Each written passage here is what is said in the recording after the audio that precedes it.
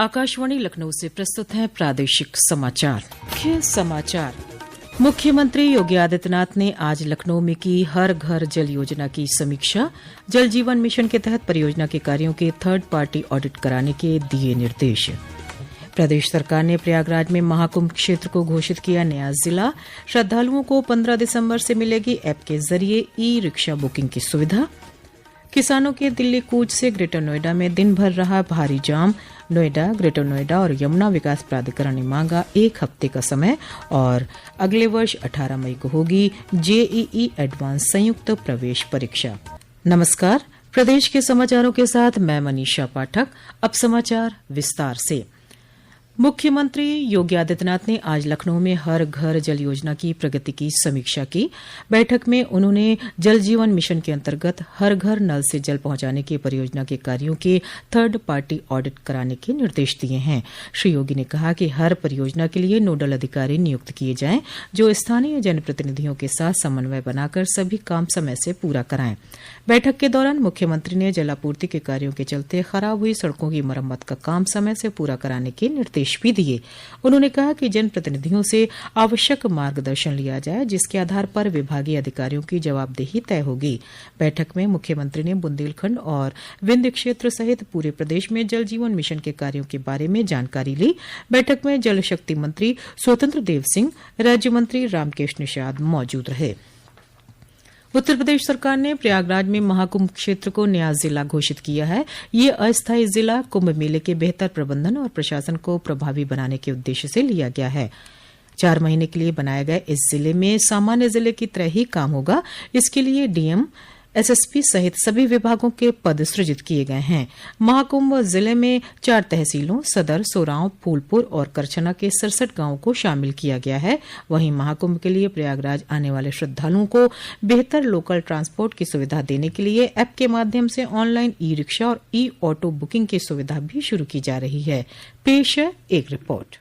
ओला और उबर की तर्ज पर अब महाकुंभ में ऐप के माध्यम से ई रिक्शा और ऑटो बुक किए जा सकेंगे। इन्हीं व्हीकल्स के ड्राइवर पूरी तरह प्रशिक्षित होंगे। खास बात यह है कि सभी ड्राइवरों को यात्रियों से अच्छा व्यवहार करने की ट्रेनिंग दी जाएगी। जिन श्रद्धालुओं को हिंदी या अंग्रेजी भाषा में दिक्कत है, उनकी सुविधा के लिए सभी ड्राइवरों को गूगल वॉइस असिस्टेंस की ट्रेनिंग भी दी जा रही है। सभी रिक्शा और ऑटो जीपीआरएस सिस्टम से ट्रैक किए जाएंगे। इनका किराया पूरी तरह से ट्रांसपेरेंट होगा, जो प्रति किलोमीटर के हिसाब से निर्धारित किया गया है। महिलाओं की सुविधा और सुरक्षा के लिए पिंक टैक्सी की भी सुविधा दी जाएगी, जिसमें महिलाएं ही चालक होंगी। 15 दिसंबर से श्रद्धालु और पर्यटक इस सुविधा का लाभ उठा सकेंगे। सरकार के इस कदम से ग्रीन महाकुंभ की अवधारणा को भी समर्थन मिलेगा। शैलेंद्र शर्मा, आकाशवाणी समाचार, लखनऊ।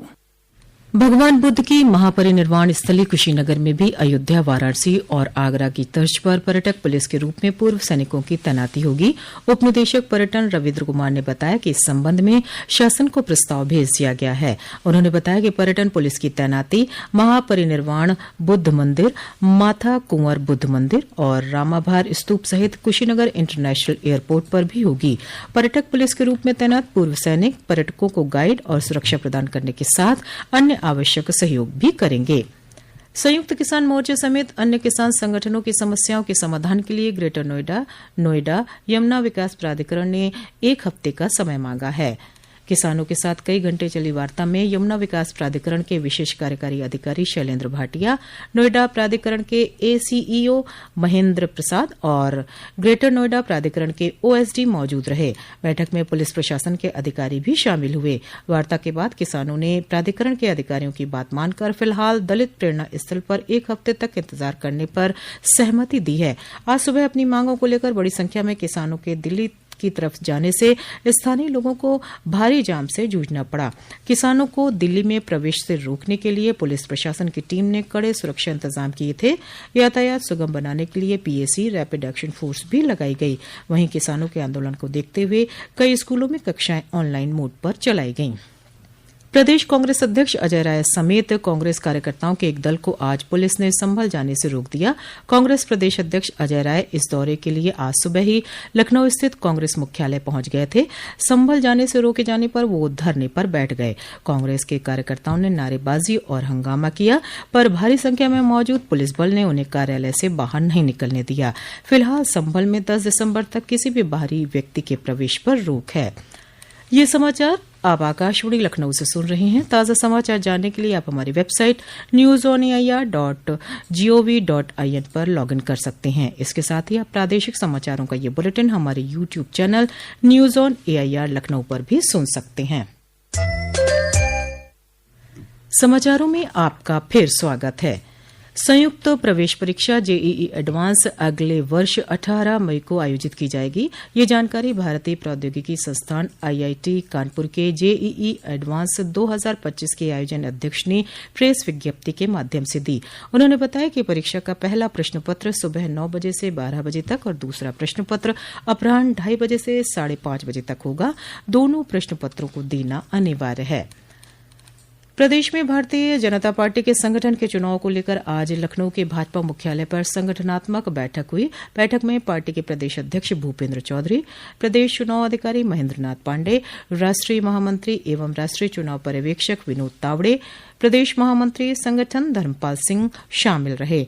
बैठक के बाद प्रदेश अध्यक्ष भूपेन्द्र चौधरी ने बताया कि यूपी में राष्ट्रीय अध्यक्ष ने महेन्द्र नाथ पांडेय को चुनाव अधिकारी बनाया है। उन्होंने कहा कि श्री पांडेय के नेतृत्व में भाजपा संगठन की चुनाव की प्रक्रिया लोकतांत्रिक तरीके से आगे बढ़ाई जा रही है। पार्टी ने लोकतांत्रिक तरीके से हम अपने संगठन की गठन की प्रक्रिया को भी पूरा करते हैं और हर तीसरे वर्ष हम लोग चुनाव करते हैं अपने संगठन का, अपने कार्यकर्ताओं को काम देते हैं। इस वर्ष भारतीय जनता पार्टी उत्तर प्रदेश ने 2.5 करोड़ से अधिक सदस्यता की है। लगभग 2 लाख सक्रिय सदस्य हम लोगों ने बनाए हैं। संगठन महापर्व के रूप में इस संगठन के गठन की प्रक्रिया को आरंभ किया है। उत्तर प्रदेश में माननीय राष्ट्रीय अध्यक्ष जी ने पूर्व प्रदेश अध्यक्ष और संगठन के मर्मज्ञ महेन्द्र नाथ पांडेय जी को उत्तर प्रदेश का चुनाव अधिकारी बनाया है। गिरते भूजल स्तर को रोकने के लिए ग्रेटर नोएडा प्राधिकरण ने अब मीटर लगाकर पानी की बर्बादी रोकने के लिए कदम बढ़ाया है।